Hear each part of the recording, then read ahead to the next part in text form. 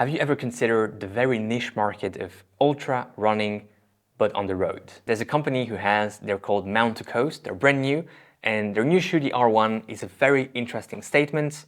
Let's discuss it. Hey everyone, and welcome back on the channel. My name is Alex. In today's video, we have the review of the Mount to Coast R1, a shoe that has been sent to us by Mount to Coast. Thank you very much to that young new company for sending this sample. This is the R1, they have the S1, the P1, and hopefully many more, because they're very interesting in their approach, very scientific, data-based, which I enjoy, and hopefully we can see more of their shoes in the future. Let's look into the specs of this shoe with a 35mm of stack height in the heel, 8mm drop for a 27mm of stack height in the forefoot. This shoe comes at 8.5 ounces in a sample size US 9, which is about 245 grams. In my size US 11 EU45, this is 270 grams. So relatively lightweight, and that's one of the claims of Mount to Coast with the R1.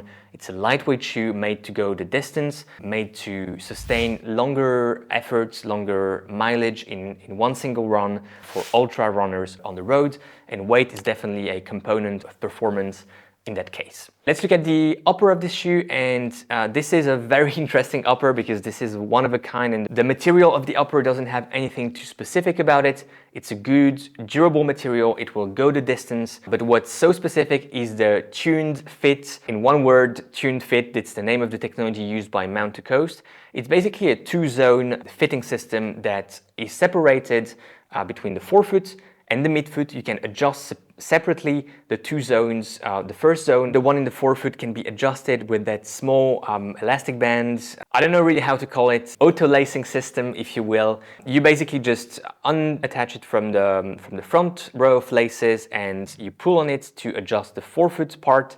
As you can see, I have pulled quite a bit on it, and that's why it is hanging like that in the air. But if you have more volume in the forefoot, you will have to loosen it, and you will be able to create a bit more volume for your forefoot. But if you want to have a better lockdown in the midfoot, you can then use the traditional laces to create something a bit more snug or something a bit more loose, depending on the needs in the midfoot. How does it work in practice? For me, it works really well. I must say that I was a bit skeptical, like with many new things. I'm always wondering if it's a marketing gimmick or if it's an actual feature.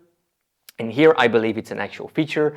For my foot shape and preferences in terms of fit, I was able to have something more snug in the forefoot like I prefer, and then have something a bit more snug in the midfoot, a better lockdown here in the midfoot, again something that I prefer, which you can achieve to a certain extent with traditional lacing systems, but not to that specificity and not to that level of detail like with the tuned fit of Mount to Coast.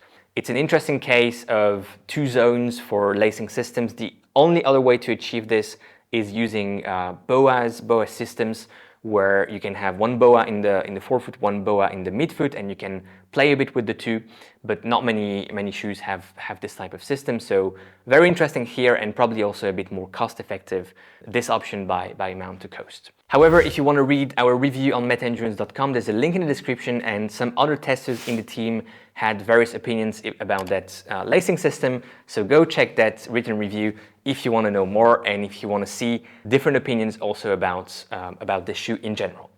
Looking at the midsole, two very interesting features. The first one is the, let's say, carrier foam, that light cell foam. It represents 90% or so of the midsole. It's PIBA based, it's a blend of PIBA and EVA, I assume. Mount to Coast doesn't specify what other component is used blended with PIBA, but I would say it's probably EVA. It feels like PIBA in the sense that it's very good at absorbing the shocks and at creating something that will save a bit your legs. It doesn't feel like PIBA in the sense that it's not releasing that much energy, and it's more of a dampening midsole. It's more of a cruising type of ride. It's not very aggressive, but I don't think you need any aggressiveness for longer distances above 50 kilometers. And you only need that shock absorbing, leg saving type of feature of PIBA, and that's what this midsole is offering. The second interesting part about the midsole is the insert that you have here in the forefoot, or should I show you here, around here in the forefoot. It's called Zero Sag, and Zero Sag is located basically under your metatarsals, and it's developed with BASF, the German chemical company. It's proprietary chemical compound that doesn't change based on temperatures. So you can run with the zero sag insert at very high temperatures, very low temperatures, and it will not, stiffen or loosen like some other compounds may do.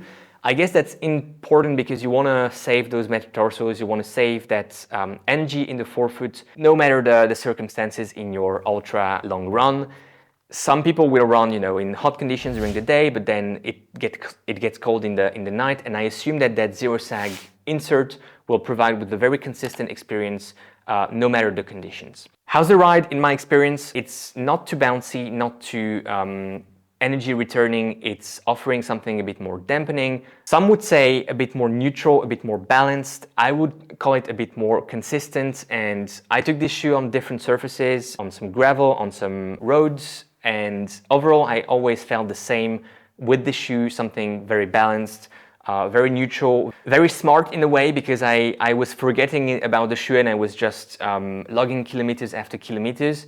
And I enjoyed this shoe, but I think I mostly enjoyed it because of the weight, quite low for that stack height, especially for shoes that are offering a bit more protection. And I also enjoyed it because of the fit.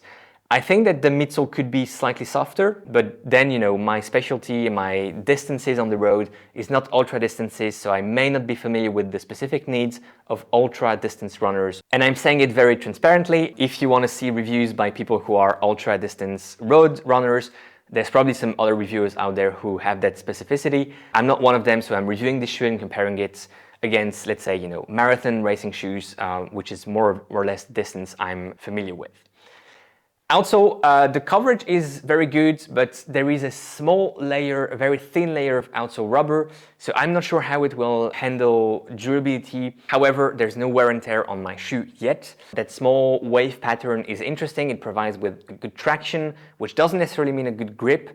Yeah, I haven't run in this shoe in wet conditions, so I cannot testify how it behaves in wet conditions, how's the grip, but the traction is good.